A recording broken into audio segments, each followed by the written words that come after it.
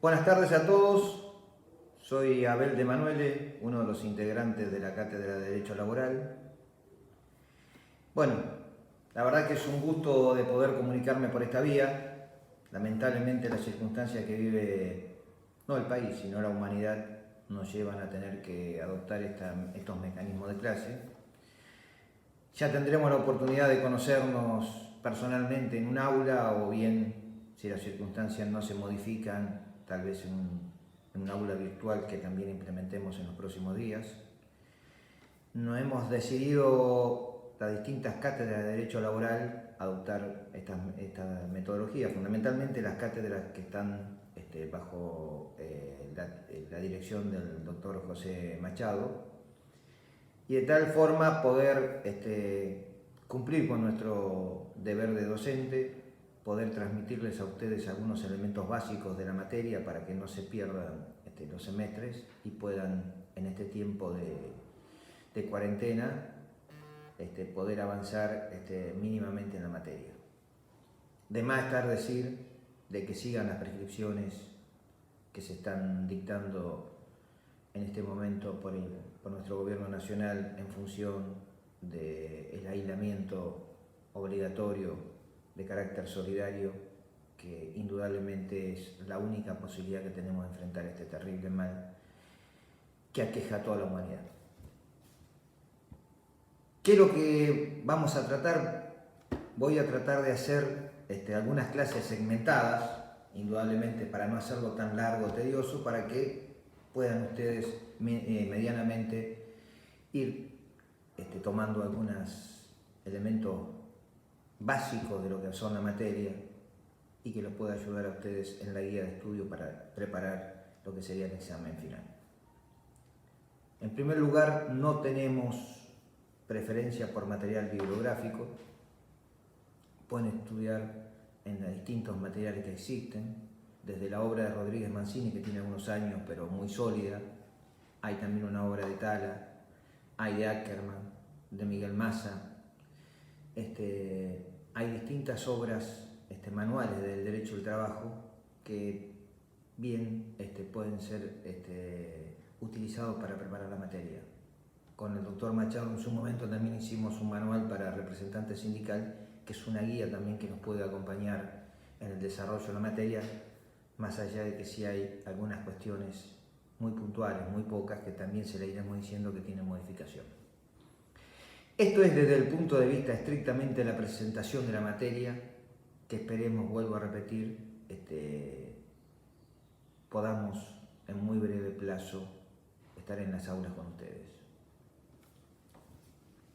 ¿De qué se trata el derecho del trabajo, el derecho laboral, el derecho obrero, que inicialmente fue en sus comienzos allá hacia fines del siglo XIX por la tutela fundamentalmente del trabajador, que se lo daban llamar? ¿De qué trata? Trata de la tutela del trabajo en relación de dependencia, del trabajo subordinado, tanto en su faz individual como en la faz colectiva. Es decir, vamos a ver la tutela del trabajo subordinado desde la faz del contrato individual del trabajo, los derechos y obligaciones de las partes, y también lo vamos a ver de lo que se llama la óptica del derecho colectivo, aquel que significa la tutela de los derechos emergentes, de la tutela fundamentalmente de los llamados derechos colectivos, en sus tres facetas: en la parte de la organización sindical, la negociación colectiva y el conflicto, que también en su oportunidad haremos referencia en alguna de las clases que iremos a dar. Entonces, ¿cómo se va dando la génesis de este trabajo en relación de dependencia? ¿Cómo es? Una pequeña evolución, fundamentalmente no para hacer historia ni para hacerle un cuento, pero creo que siempre lo digo en clase, es importante tener presente cómo se dio la evolución del derecho del trabajo más que del derecho del trabajo. Es la evolución de la humanidad, ni más ni menos. El hombre inicialmente, ¿cómo se organiza? En clanes, en tribus, en pequeñas comunidades, donde inicialmente produce lo que necesita: casa, empieza rudimentariamente lo que podría ser la agricultura, todo fundamentalmente en función de lo que necesitaba individualmente él y su entorno familiar.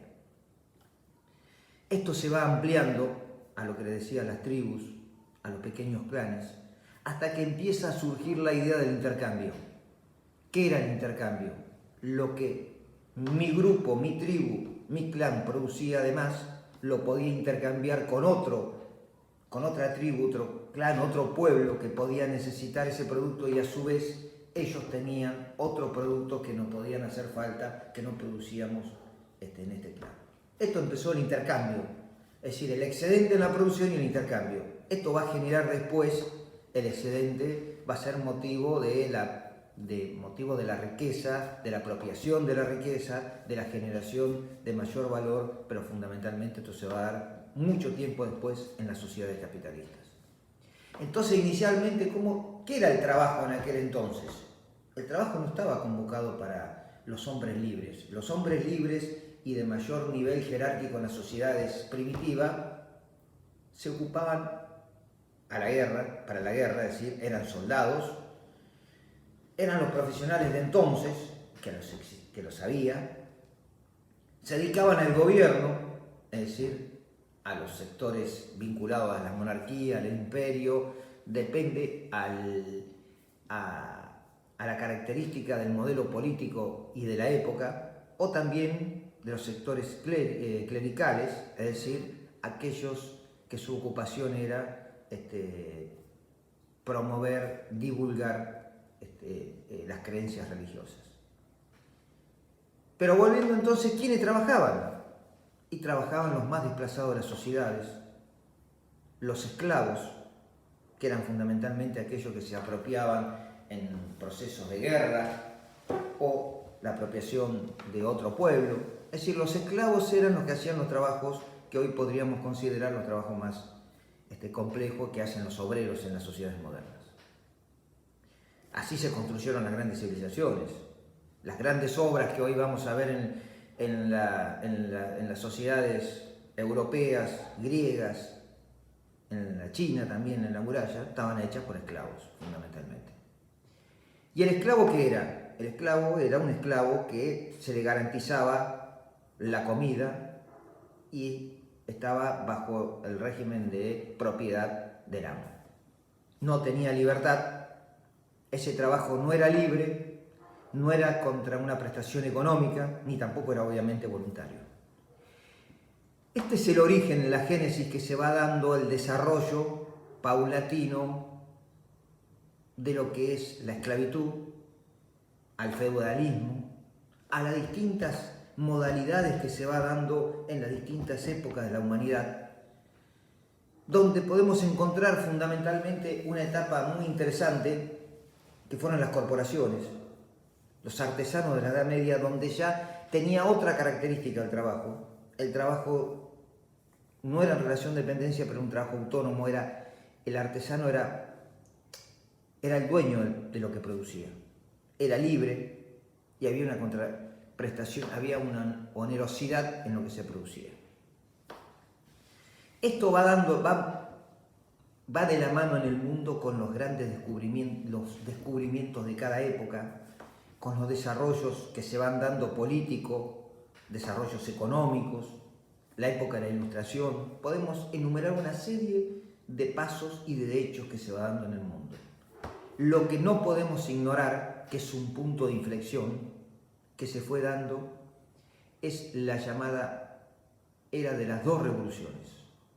Esto hay autores que la citan así y se refieren ni más ni menos que a la Revolución Francesa, 1789, epicentro Francia, y la Revolución Industrial, epicentro Inglaterra, que data de épocas parecidas y se va desarrollando en el tiempo.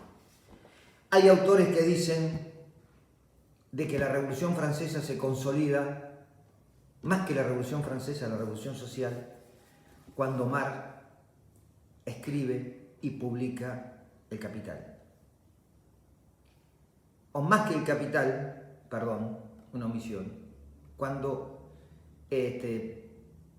Marx con Engels publican la declaración